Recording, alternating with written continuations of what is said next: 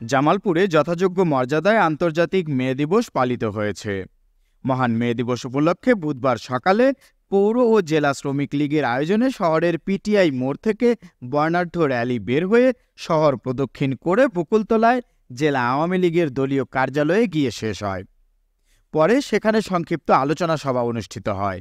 এতে বক্তব্য রাখেন জেলা আওয়ামী লীগের সাধারণ সম্পাদক বিজন কুমার চন্দ ও জেলা শ্রমিক লীগের সভাপতি মশিউর রহমান বাবু সহ আরও অনেকে।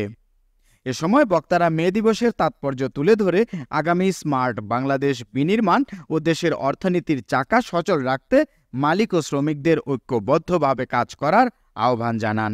এর মাধ্যমে জামালপুরের শ্রমজীবী মানুষ যাতে মোটর সমাবেশে উপস্থিত হওয়ার জন্য এবং বাবু বিজন কুমার চন্দ্রকে আগামী নির্বাচনে মোটর